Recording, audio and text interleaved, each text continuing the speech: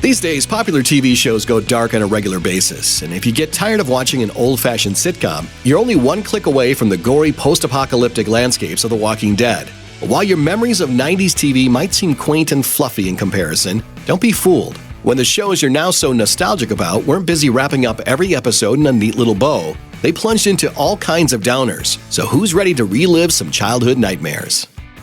Changing nature. On the surface, Dinosaurs seems like an average sitcom. It's got a working-class dad named Earl Sinclair, his wife Franny, and their 3 kids. They actually have a lot in common with The Simpsons, except for the part where they're prehistoric reptiles created by the Jim Henson Company. Yeah, Dinosaurs was a weird show, but it managed to stay on the air for 65 episodes and maintain such a fun tone that looking back, you almost forget that the show ended with the entire family's grisly, cold, heartbreaking demise. The series finale, Changing Nature, ends with the start of an ice age. If that wasn't bad enough, it's shown that the worldwide climate catastrophe is Earl's fault, or, well, the fault of the company he works for. The final episode closes with the Sinclair family huddled together during the blizzard. After all, dinosaurs have been on this earth for 150 million years. And it's not like we're going to just disappear. It's a depressing ending, but it's an incredibly effective one. And hey, they're dinosaurs. You can't say that you didn't see it coming. Over the Edge. 90s kids love Batman the animated series, but what made the show a classic was its courageous exploration of mature themes like trauma, loss, identity crisis, and more.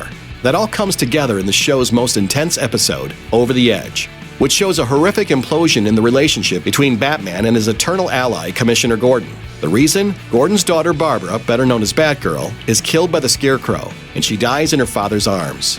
Gordon blames Batman and swears to destroy everything the Dark Knight stands for. It's thrilling but painful to watch. The Joker's a scary guy, but even his machinations can't compare to the gut-wrenching sight of Jim Gordon blowing up the Batcave or striking deals with criminals to murder Batman. The good news is that it all turns out to be a dream brought on by the Scarecrow, showing viewers Batgirl's worst fears about what her vigilante career could cost. Still, superhero cartoons don't get much darker than this.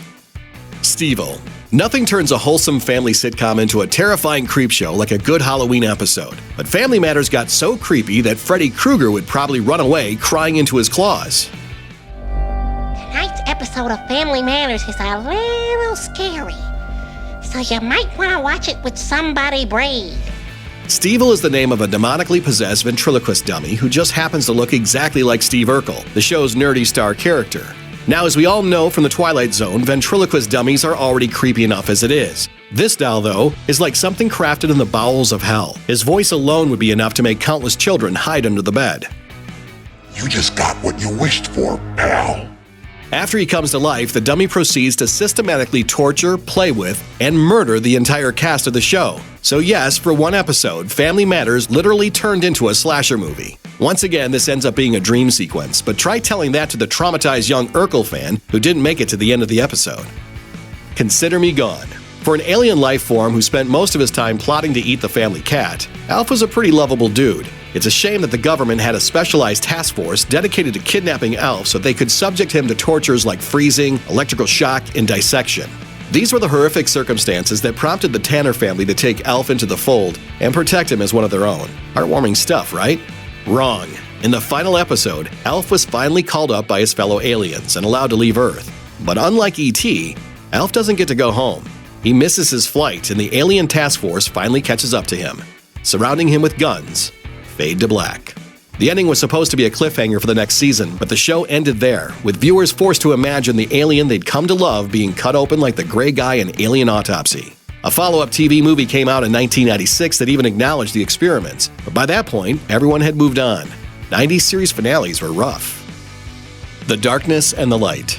Star Trek is a bastion of hope and optimism. And while Deep Space Nine mostly stayed true to that vision, it wasn't afraid to test the boundaries. The series takes place near the planet Bajor, which has only recently been freed from decades of cruel occupation by the militaristic Cardassians. Political and religious allegories abounded, and one of the show's prominent heroes was Major Kira Nerys, a deeply religious former Bajoran freedom fighter. Or was she a terrorist? Deep Space Nine was never afraid to challenge moral assumptions. While the Cardassian occupation itself was unquestionably immoral, the episode The Darkness and the Light went deeper than most TV programs ever would, by also holding up a mirror to Kira's actions as a rebel.